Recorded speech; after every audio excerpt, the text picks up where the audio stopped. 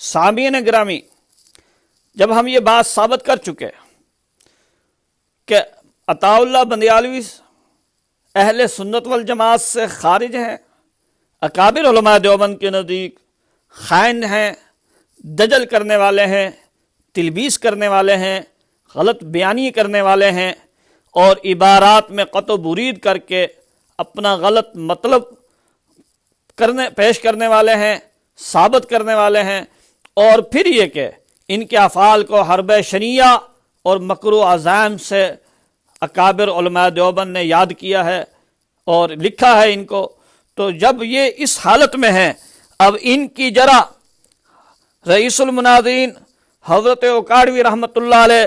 جن کی امانت، دیانت، تقوی، طہارت، علمی رسوخ اور علمی بلندیاں ان پر ایک نہیں، اپنے وقت کے 40 کے قریب جید علماء کی گواہیاں موجود ہیں جنہوں نے ان کی تعریف و توصیف کی ہے. آپ حضرات ماہنامہ الخیر کا خصوصی نمبر اور ماہنامہ حق چاریار کا خصوصی نمبر اس کو اٹھا کے مطالعہ فرما سکتے ہیں، اور میں نے کچھ حوالہ جات اپنے اس کلپ کے شروع میں نقل کر دیے ہیں. تو میرے دوستو، جب اصول ہے تو اس لیے ائمہ جر و تعدیل فرماتے ہیں ما من امام الا وقد طعن فیہ طاعنون وہلک فیہ ہالکون، کہ کوئی امام بھی ایسا نہیں ہے کہ جس پر طعنہ کرنے والوں نے طعنہ نہ کیا ہو اور ہلاک ہونے والے ہلاک نہ ہوئے ہوں. اگر ہر امام کے بارے میں جرا قبول کر لی جائے گی تو پھر کوئی امام بھی سالم نہیں بچے گا. باقی رہی بات رئیس المناظرین حضرت اوکاڑوی رحمۃ اللہ علیہ کی وہ عبارت جو تجلیات میں موجود ہے، دیکھیے حضرت اوکاڑوی رحمۃ اللہ علیہ وہاں فسق یزید سے بحث کر رہے ہیں. آپ کا مضمون ہی فسق یزید پر ہے. سیدنا معاویہ کی کوئی توہین کا نہ ارادہ ہے، نہ عنوان ہے، نہ وضاحت ہے، نہ حضرت رحمۃ اللہ علیہ سے یہ تصور ممکن ہے کہ جس شخص کی پوری زندگی صحابہ کے دفاع اور صحابہ کا دفاع کرنے والوں کو تیاری کرانے میں گزری ہے، وہ کیسے سیدنا معاویہ رضی اللہ تعالیٰ عنہ کی گستاخی کر سکتے ہیں. میرے دوستو، حضرت اوکاڑوی رحمۃ اللہ علیہ کی اس عبارت کو اسی طرح گستاخ ثابت کرنا، اس کی مثال ایسے ہی ہے جیسے مولانا احمد رضا خان بریلوی نے اکابر علماء دیوبند کی عبارات سے جو ہے گستاخی ثابت کرنے کی کوشش کی ہے. جس طرح اکابر دیوبند کا دامن رسول اللہ صلی اللہ علیہ وسلم کی گستاخی سے پاک ہے، اسی طرح رئیس المناظرین حضرت اوکاڑوی رحمۃ اللہ علیہ کا دامن بھی سیدنا معاویہ کی گستاخی سے پاک ہے. رہی عبارت تو میں عرض کرتا ہوں، دیکھو توجہ سے اس بات کو سمجھنے کی کوشش کریں. نبی کریم صلی اللہ علیہ وسلم کی ایک حدیث پاک ہے کہ ایک صحابی حضور صلی اللہ علیہ وسلم کے پاس آتا ہے، آگے کہتا ہے یا رسول اللہ صلی اللہ علیہ وسلم، میں بیک وقت سارے گناہ نہیں چھوڑ سکتا، صرف ایک گناہ چھوڑوں گا. حضور علیہ السلام نے فرمایا تم جھوٹ کو چھوڑ دو. وہ صحابی چلے گئے. طویل حدیث ہے، آپ تمام حضرات نے سنی ہوئی ہے کہ ان کا چوری کرنے کا ارادہ ہوا، تو پھر یہ سوچا کہ اگر مجھ سے حضور نے پوچھ لیا کہ تو نے چوری تو نہیں کی، تو میں تو وعدہ کر چکا ہوں جھوٹ نہیں بولوں گا، تو اس نے چوری چھوڑ دی. اس طرح سارے گناہ اس سے چھوٹ گئے. اب دیکھیے جب رسول اللہ صلی اللہ علیہ وسلم اس کو یہ کہہ رہے ہیں کہ تم جھوٹ بولنا چھوڑ دو، اب اس حدیث کا مطلب کوئی یہ لے کہ رسول اللہ صلی اللہ علیہ وسلم اس کو باقی گناہوں کی اجازت دے رہے ہیں، باقی گناہ اس کے لیے جائز قرار دے رہے ہیں. اور پھر جن محدثین نے اس حدیث کو نقل کیا ان پر، ان صحابی سے لے کے ان محدثین تک سب کو گستاخ رسول ثابت کرنے کے لیے کھڑا ہو جائے، تو بتائیے کہ یہ بات کیا اس کی عدل و انصاف کے موافق ہے یا سراسر ظلم اور بددیانتی پر مبنی ہوگی؟ رسول اللہ صلی اللہ علیہ وسلم کی حیثیت جس طرح شارع علیہ السلام کی تھی،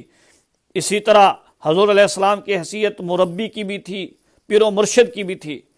جا بجا احادیث کی تشریح کے اندر ایسی باتیں مل جاتی ہیں کہ رسول اللہ صلی اللہ علیہ وسلم نے وہاں جو گفتگو فرمائی وہ ایک مربی، ایک شیخ طریقت کے درجے میں فرمائی. اب صحابی کی بھی یہ جو حضور علیہ السلام اس سے وعدہ لے رہے ہیں، تو یہ بھی آپ علیہ السلام نے بطور مزکی کے، مربی کے، اس کو مشورہ دیا، اس سے وعدہ لیا، کیونکہ رسول اللہ صلی اللہ علیہ وسلم کو پتا تھا کہ ایک وقت آئے گا یہ صحابی سارے گناہ چھوڑ دے گا۔ حضرت معاویہ کا یزید کو یہ کہنا کہ اگر برائی گناہ کرنا بھی ہو تو رات کو کرو، دن کو رقیبوں کی آنکھیں کھلی ہوتی ہیں، رات کو بند ہوتی ہیں، اس طرح کی باتیں کرنا، سیدنا معاویہ رضی اللہ تعالیٰ عنہ صحابی رسول ہیں، صحابہ کے دل مزکہ اور مصفہ تھے، ان کا ہر فعل اور قول اللہ کی رضا کے تابع تھا۔ سیدنا معاویہ رضی اللہ تعالیٰ عنہ سمجھتے تھے کہ یزید نوجوان ہے، غلطیاں ہیں، لیکن اللہ سے اس کی اصلاح کی امید ہے، لیکن جب جہراً معصیت کرے گا تو پھر کسی صورت میں اصلاح کی امید نہیں رہتی، اس لیے کہ اگر آدمی توبہ طائب بھی ہو جائے تو دشمن پھر بھی معاف نہیں کرتے۔ سیدنا معاویہ اسی لیے یزید کو اس پہلے مرحلے پر گناہوں سے، جہری گناہوں سے پیچھے لا رہے ہیں۔ اب اس میں سیدنا معاویہ رضی اللہ تعالیٰ کی کون سی توہین ہے؟ حضرت کا تو سارا عنوان ہی فسق یزید پہ چل رہا ہے۔ سیدنا معاویہ جو نصیحت اور کر رہے ہیں، آپ کا مقصد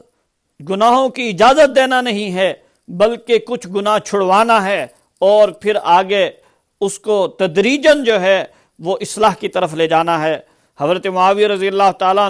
صحابی رسول ہیں اور آپ کی شیان شان ہی یہ ہے، کوئی بھی اہل سنت والجماعت میں سے عام انسان چاہے جائے کہ حضرت اکاڑوی رحمہ اللہ جیسا انسان ہو، یہ تصور بھی نہیں کر سکتا کہ حضرت معاویہ گناہوں کی اجازت دے رہے ہیں۔ جس طرح اس حدیث کے اندر آپ علیہ السلام بطور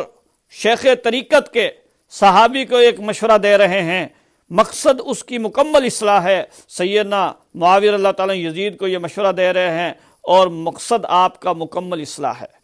یہی وجہ ہے حضرت قاری رحمۃ اللہ علیہ کی اس تجلیات صفدر کو شائع ہوئے اتنا عرصہ گزر چکا ہے، عرصہ 23 سال تک کسی کو اس پہ گستاخی نظر نہیں آئی ہے۔ اگر گستاخی کیا نظر آنی تھی تو 20 سال کے بعد عطا اللہ یزیدی اور مماتی کو نظر آتی ہے۔ یہ تو اسی طرح ہے جس طرح ہم شاہ اسماعیل شہید رحمۃ اللہ علیہ کے بارے میں کہتے ہیں کہ شاہ اسماعیل شہید رحمۃ اللہ علیہ کی شہادت کے تقریباً نصف صدی کے بعد احمد رضا خان بریلوی کو ان کی عبارات میں کفر نظر آتا ہے، اس سے پہلے کفر کیوں نہیں نظر آیا؟ حضرت اکاڑوی رحمۃ اللہ علیہ کہ ہم عصر اپنے وقت کے تمام متکلمین کے امام حضرت مولانا محمد یوسف لدھیانوی رحمۃ اللہ علیہ جب تجلیات صفدر کی یہی جلد جو جلد اول ہے یہ چھپ کر حضرت اکاڑوی رحمۃ اللہ علیہ کے نے ان کو بھیجی مولانا یوسف لدھیانوی رحمۃ اللہ علیہ کو، تو مولانا یوسف لدھیانوی رحمۃ اللہ علیہ حضرت اکاڑوی کو فرماتے ہیں حق تعالیٰ آپ کو جزائے خیر عطا فرمائے اور اس خدمت کو خالص اپنی رضا کے لیے بنائے۔ مضامین سارے لائق قدر ہیں